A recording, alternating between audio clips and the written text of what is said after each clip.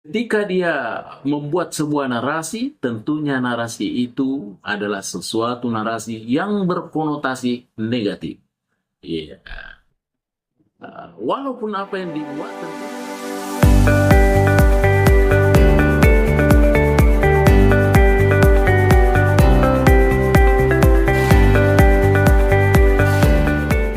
Assalamualaikum warahmatullahi wabarakatuh. Para pemirsa sekalian dimanapun berada, tentu saja hari ini kita lagi padat beraktivitas ya untuk mencapai target-target sesuai dengan harapan-harapan kita. Dan tentunya tetap kita bahagia sesuai dengan profesi kita masing-masing. Sebab kita ini dihadirkan ke muka bumi ini tidak sekadar hanya satu profesi saja, tetapi dihadirkan dengan ratusan bahkan ribuan profesi demi untuk saling menutupi antara satu dengan lainnya. Maka di dalam hidup ini sebetulnya tidak ada istilah Superman. Iya, yang ada itu adalah super team. Kenapa? Karena kita ini terbangun dengan kolaborasi, bukan individualistik. Artinya, seseorang tidak bisa hidup dengan sendirinya tanpa bantuan dengan orang lain. Sebuah profesi tidak mungkin akan unggul dengan sendirinya tanpa profesi-profesi lain, tanpa pekerjaan-pekerjaan lain. Sehingga dengan demikian, tentu kita harus saling menghargai, saling memberi dukungan, tentunya saling memberi ruang. Baik para pemirsaku dimanapun berada, kita jumpa lagi dengan Mr. Koronis. Komunikasi romantis dan humanis. Baik para pemirsa sekalian dimanapun berada, sebagaimana yang selalu saya sampaikan, kerap sampaikan bahwa channel YouTube kita ini tentunya selalu berbicara tentang nuansa-nuansa komunikasi. Pada hari ini, pada kesempatan ini, kita akan mencoba membedah lagi satu proses komunikasi. Ada yang disebut dengan komunikasi beracun. Yeah. Bagaimana itu komunikasi beracun? Bagaimana itu bentuknya? Bagaimana itu definisinya? Ya, komunikasi beracun yang biasa dikenal dengan toxic communication. Ya, komunikasi beracun. Jadi, komunikasi beracun itu adalah pola interaksi ya, yang secara konsisten merusak harga diri, menciptakan ketegangan, dan menghancurkan rasa percaya antar individu. Iya, namanya saja beracun. Dia berupayakan ada sesuatu yang disemprotkan, ada sesuatu yang dibangun sehingga membuat hancurnya rasa percaya antara individu. Itulah komunikasi beracun. Tentu berbeda dengan konflik. Ya, komunikasi konflik itu setelah berkonflik biasa mencari solusi. Ya, di mana kurangnya, saling menutupi, di mana kelebihannya kita saling support. Tapi kalau beracun bertujuan untuk melukai atau mengendalikan pihak lain. Baik para pemirsa sekalian dimanapun berada, berikut ini tentu kita akan mau melihat unsur-unsur apa saja yang dibangun oleh komunikasi beracun ini. Yang pertama, tentu saja yang paling pertama dan utama adalah kritik yang menyerang karakter.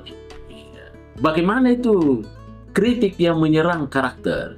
Artinya, alih-alih selalu membahas kesalahan pada tindakan, ya, komunikator beracun menyerang jati diri seseorang, tidak tanggung-tanggung.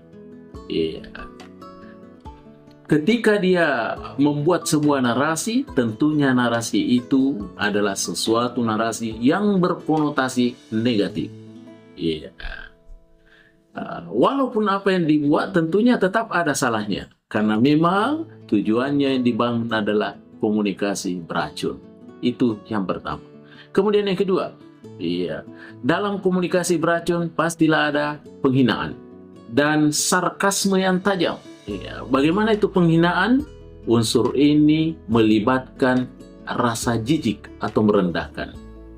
Ini adalah prediktor terkuat hancurnya sebuah hubungan. ada penghinaan. Iya.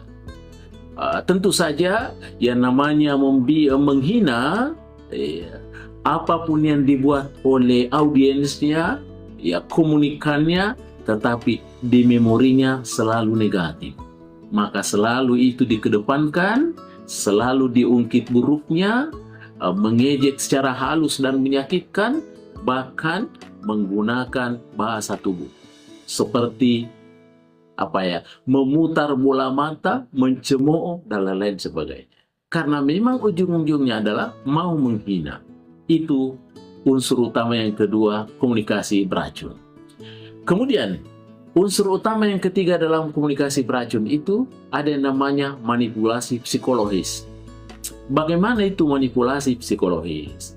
Ini adalah unsur yang sangat berbahaya, di mana pelaku membuat korban meragukan ingatannya, persepsinya, atau kewarasannya sendiri. Bagaimana itu contohnya? Tentu ada kalimat-kalimat khasnya. Ya, kalimat-kalimat ciri khasnya itu umpama dia bilang, kamu terlalu sensitif. Aku tidak pernah bilang begitu. Kamu cuma berimajinasi. Itu cuma canda. Kenapa kamu baper? Kira-kira begitu ya.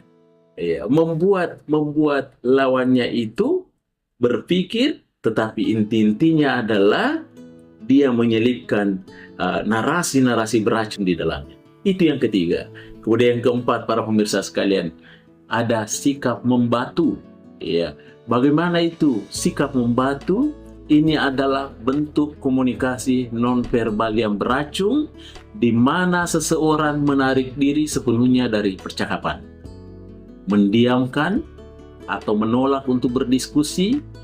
Tentu tujuannya adalah untuk menghukum lawan bicaranya, atau dia menghindari tanggung jawab. Lagi-lagi, dia berupaya menyelipkan satu bentuk gestur tubuh untuk membuat suasana menjadi beracun. Dia mempunyai sikap yang membatu. Itu yang keempat. Yang kelima, para pemirsa sekalian, dalam komunikasi beracun ini tentunya selalu ada kata-kata menyalahkan secara defensif. Seseorang yang beracun jarang mengakui kesalahan dirinya. Saat dikonfrontasi, mereka akan memutarbalikkan fakta, sehingga seolah-olah korbanlah yang bersalah. Dia tidak pernah mengakui kesalahan dirinya. Dia boleh dusta, boleh bohong, yang penting tidak mengaku bersalah. Demi untuk menjatuhkan lawannya, demi untuk meracun daripada kompetitor lawan bicaranya. Itu yang kelima. Dan yang terakhir, para pemirsa sekalian, unsur utama yang dibangun dalam komunikasi beracun adalah tentunya ada agresi pasif. Bagaimana itu agresi pasif? Agresi pasif itu artinya menyampaikan kemarahan-kemarahan yang secara tidak langsung. Ini untuk menciptakan suasana yang sangat tidak nyaman karena adanya pesan tersembunyi yang penuh permusuhan. Inilah yang biasa dikenal dengan sampah hati. Bagaimana itu sampah hati? Masalah-masalah yang dari keluarganya dia bawa, kemudian dia tumpahkan kepada orang-orang tertentu. Ketika orang tertentu menanggapinya, berarti dia berhasil menginjeksi masuk narasi-narasi yang beracun, maka terjadilah yang namanya penyerangan secara pasif atau agresi pasif. Baik para pemirsaku dimanapun berada, terima kasih atas segala atensinya yang selalu mencurahkan waktu menonton channel YouTube kita, Mr. Koronis, komunikasi romantis dan humanis.